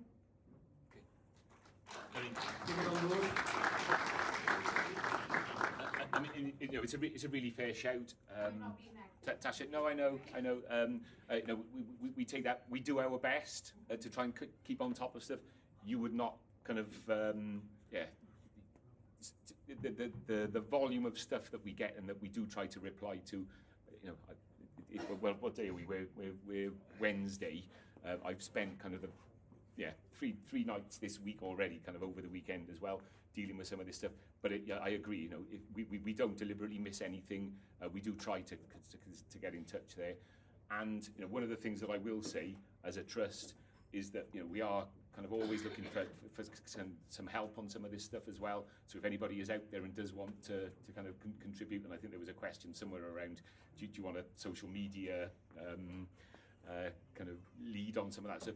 We'd love to. Anybody that's got stuff that they want to offer, we would love to take that on board, because it would really help us, but it also really increases that sense of community as well, which is really important.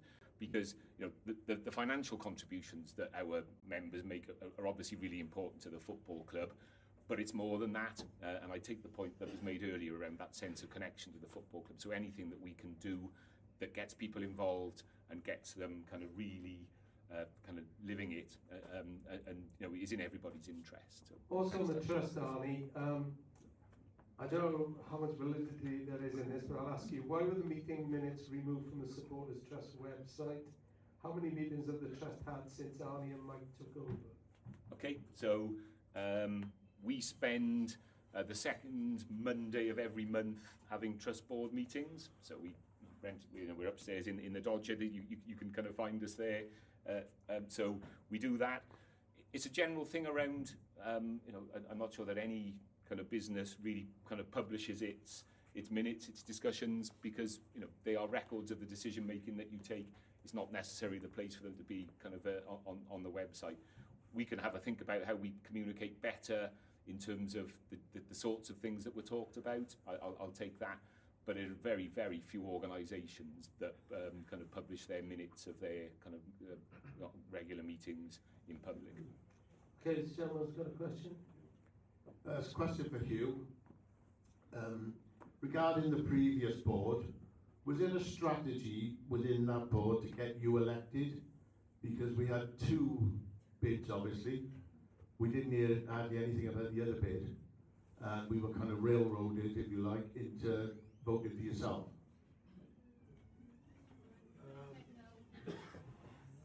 Yeah, I don't. Should I wait for the mic?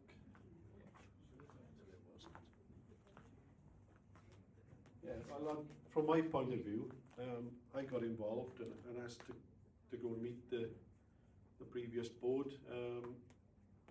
I didn't know much about the other offer or the other discussions, and that's all I was led to believe. I think in the end that right or wrong, because you all have different opinions, that the way I did most of my things were probably quicker, and it helped the club get something done, within the time frame they wanted it done. And that's the only thing I had some feedback on, that the other discussions were going to take far too long to get anywhere near where they needed to get. But there are one or two other things which no doubt. I can't comment on, but that's what I heard through the grapevine.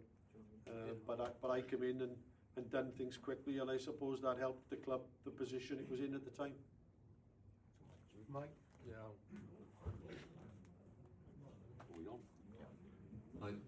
I haven't said much because Huw and Annie are far more eloquent than me. However, as pretty much all of you know, I was a part of the previous trust board. And then when it all changed, I put myself up as election and part of this one.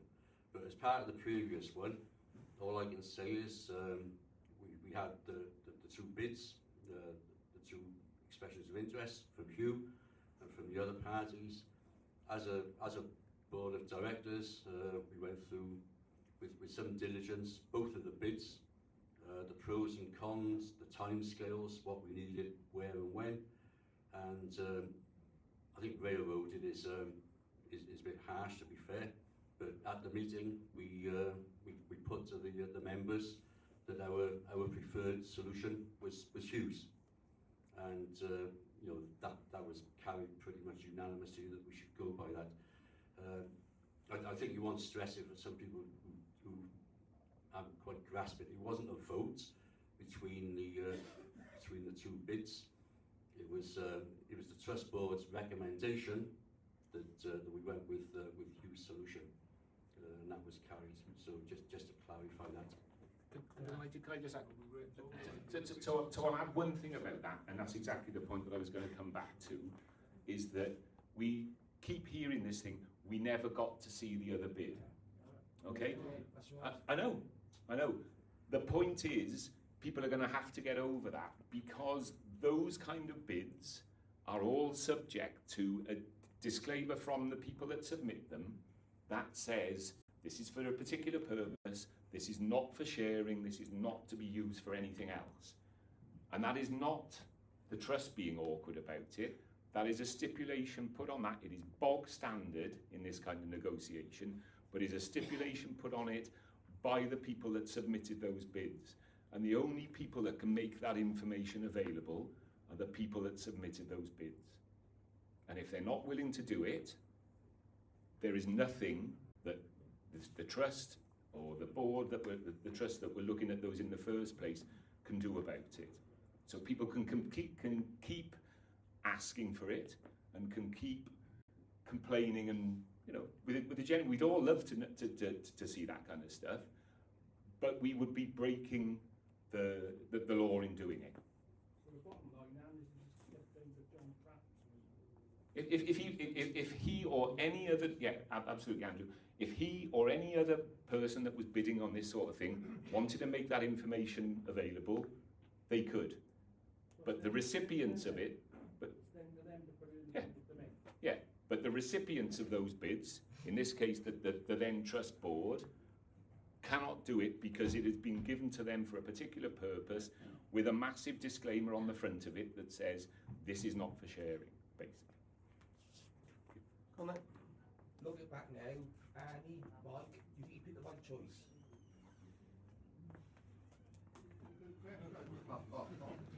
So I will stand by what I said at when we were making the vote for. So I wasn't involved in the selection process, so Mike can answer on that. When we had the vote about whether to accept the bid from Huw, you know, my view at the time was I loved the philosophy of us being a supporter-owned football club was brilliant. So it was really, really tough for us to move away from that. Okay, but we were going bust, and you know, when I talk about us being that close to going bust, we're talking 48 hours from not being able to pay the players' wages. Okay, and that sends you bust properly, not out of the Football League, sends you bust properly. So it is worth people knowing that that's how close we were. Because if you can't pay your players' wages, you get a 10-point deduction, we would have got relegated, and there would still have been nobody to pay the players' wages. And we would have gone bust, we would have been in 1989. Okay, so the second best option from my perspective was someone who has been involved in football, was in local, okay, Swansea, not Newport, but who was in it for the right reason. Okay, so I stand by the decision of the then trust board that I think it was the right decision to take, and you know, there are any number of factors that come into that decision, whether it's kind of the amount of money that is offered for what percentage of shares. So I stand by that. It has proven more difficult for us to turn that ship around in terms of the finances than we'd expected, but I would stand by that decision. Okay, I've gone through most of the questions, the topics. I mean, some of the questions, as I said, that were sent in online are very similar and they've been answered, but I'll happily go around the room. If there's something different that we haven't covered, please say. I'll go to this gentleman first because you've had a couple of goes already. And by the way, the trust is going to make some more money because those whose phones went off, I expect you to pay 20 quid for our fines. Gentleman over there. Good evening all. Chris Thomas. I'm part of a group called the Smart Council, and what we do is raise money for the academy. Can you tell me where we are with our academy, please? In general. Has anybody else got an academy question that I can tag on? No? Okay. Yeah, and then you can answer both and it saves me. I was talking to a chap the other week at a home game, and he said that if they go down this year, they'll beat the disease. Is that right? With academy.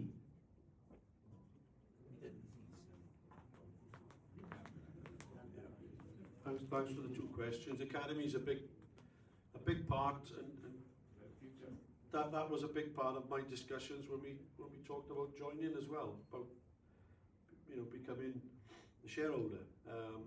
Because one of the questions was how important was the academy to the club, and keeping that as part of not just producing players but a community aspect as well, right? There are two things with that. One, I don't know if you, but obviously perhaps you don't know everything about what has gone on. The academy failed about 6 audits over the last 2 years before I joined. They were obviously down in the school down by Spitty, which was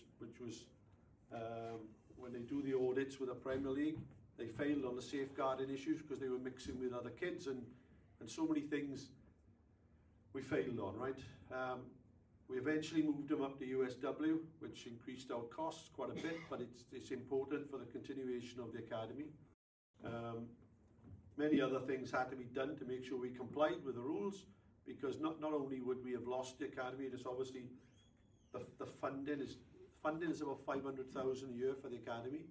That's what we get off the EFL Premier League, and obviously the aim, as I said, is to get that running, but it's reliable and us running within the rules set, right? That's the main thing. The cost to us as an academy is probably about 700,000. It's costing the club about 200,000 at this point, and part of that is funded by the trust's money, which we read over the last year or so that was introduced to be earmarked for that. That's what's gone on with the academy over the last 2 years. We could have lost it, number one. Two, we've rectified it by changing where we train and how we do different things to make sure we comply. But the other question, which you're right on, there'll certainly be a review if we lost league status, because you lose all the funding overnight. You lose the 499, and the things would have to change drastically, whether we had, we go back many years, the academy systems weren't, probably you're all aware, weren't like they are today. We had satellite schools and kids were going like they do to the Welsh League setups now. Those things existed over many years. So it would probably, answer the question, it would probably change. It would have to change, because we won't have 700,000 to fund it. But that's where we are with the academy as things stand today. On the same lines, Huw, we've had a couple of questions through online. Are you preparing for the National League? And if the club does get relegated, what about Rodney Parade here, or would you have to move? Yeah, I did answer that earlier. But, we're certainly not preparing for relegation. We again, contrary to the majority of you in this room, I think we are. We've got to turn things round. We've got to do things in January. We've got to move forward. We've got to get winning games. That's without consideration of anything else. I did say earlier that obviously anything apart from League 2 status would be a disaster for us. You're not preparing for anything apart from making sure we compete over the next 25, 26 games and make sure we get enough points to stay up. That's it. Okay, there's a hand over there. Yeah, okay, a couple of hands over here. We'll start to round it up then, if that's okay.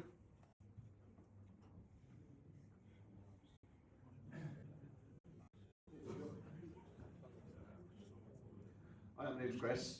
So I've heard obviously a lack of income is a big problem for the club a lot tonight, and the word commercial coming up an awful lot. James Watts is a Newport-based lifelong fan. who is making an absolute fortune for one of our rivals down the road in Swindon.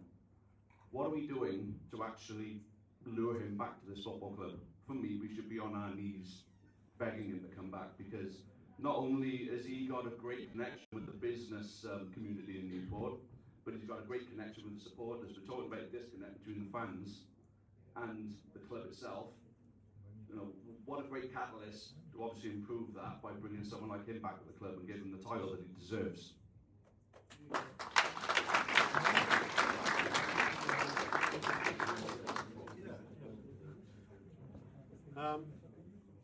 Yeah, if you can hear me okay.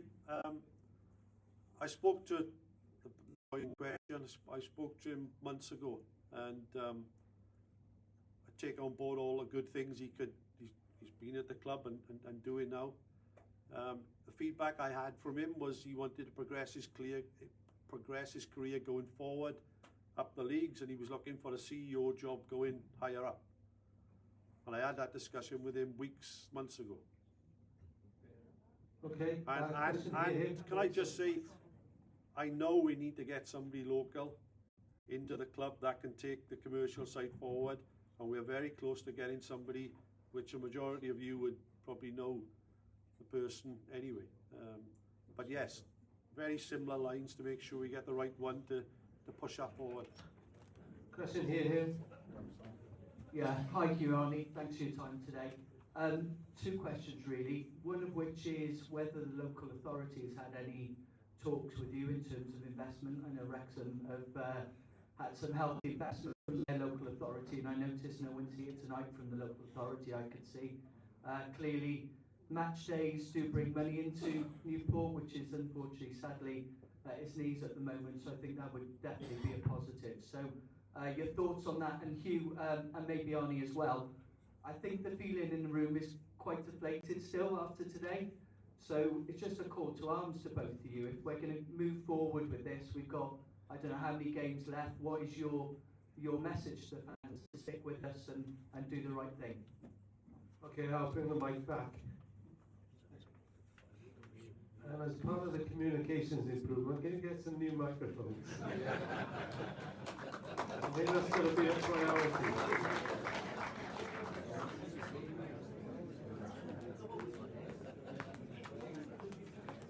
Yeah, again, thanks for the question. Yeah, I take on board, like you asked me the question about why isn't Christian here? And yes, most of the stuff we discussing the finances, discussing players that are not right, and changing managers, all those things can be, like I said earlier, they were negative, but that's where we're at. My belief is as strong as ever, right? And a lot of you think I'm mad, but coming out the way I feel. If you don't have that belief, right, that's what was been wrong with us for the first whatever games we had of the season. Whatever we feel our squad of players are like, whatever the management in particular, I've experienced going through different leagues with the lowest budget in every league I've been in. Right? Every club we come up against in my time in football, 30 years, have had a better team than us, better players than us. Did that stop us doing what I did when I was at Swansea? No way. Nothing stopped us. Because we had belief. We had belief that everything we did was right.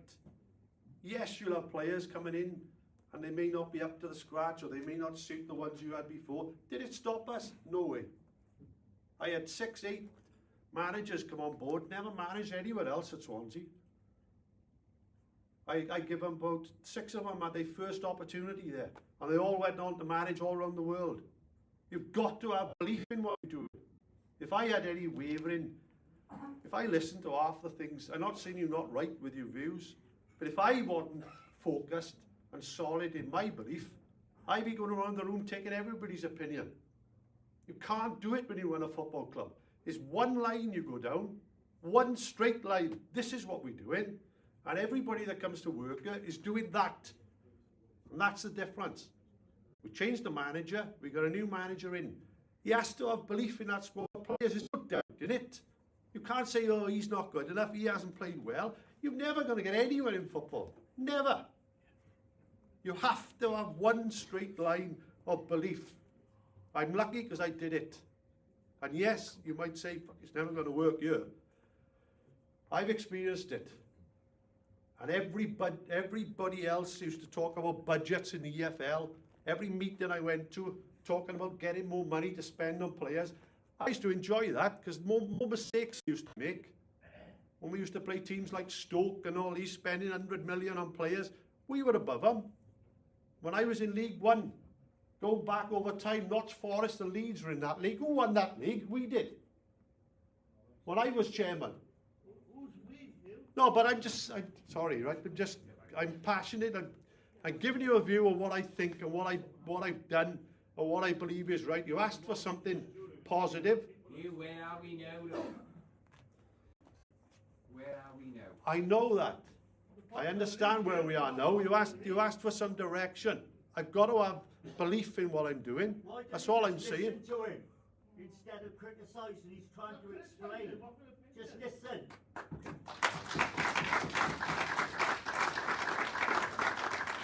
I'm not saying I'm right? I'm not perfect, right? But I got a belief.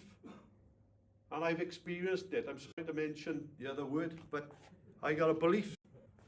And I've experienced it with different managers, different players, having low budgets. That's what we're talking about. The lowest budget nearly in the league. You still got to have a belief you can go out on the pitch and win every game. If we all just sit there and say, it's never going to work. Okay, what are we going to do as a football club? Just give up. Nobody come to watch. Send the players home. You've got to have solid belief in what we're doing. I've got belief. And yes, a lot of you have doubted, and quite rightly, with the points on the board. But you're asked the question about belief. I've got belief, and what we are doing, I'm going to put every ounce of my effort in to make sure we succeed in doing it. And that's all I can do.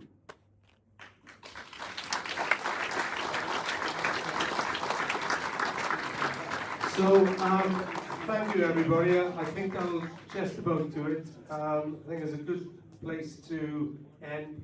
Most of all, thank you for making my job really easy. Really appreciate all the cooperation and the manner in which you've addressed the issues that you wanted to give to the trust, show to the trust, and to Huw Jenkins. So thank you very much.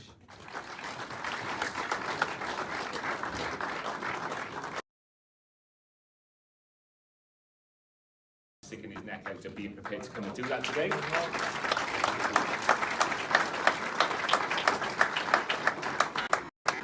So my final thing, so we can come back and answer some of the other questions at some other point. Any questions that haven't been asked, particularly, sorry guys, just a little bit, just give us a chance.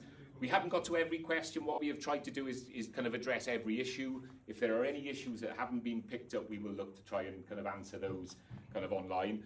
I genuinely want to really kind of appreciate and say thank you to everybody for coming tonight. Loads of people have said to me, you must be dreading tonight, it's going to be really hard, it's going to be really shitty. But no, this is what it's all about for me. So as a football club, the passion and enthusiasm that you all show tonight is absolutely what we're doing this for as a football club. So if people ask what else can we do, keep showing that passion, keep showing your support, because bet your bottom dollar the players will perform better on the pitch if we get behind them. And you know, we have absolutely, you know, we live and die by that. We have absolutely got to try to make sure that we get those performances right on the pitch. Anything that the people want to do to kind of contribute to the club, I know I look around the room and these are the people that are doing most, but please carry that on and please take that message away to get as many people involved as we can. Because genuinely, this is what it's all around. This is why we have punched above our weight for a long time in terms of how we operate as a football club. So thank you very much all.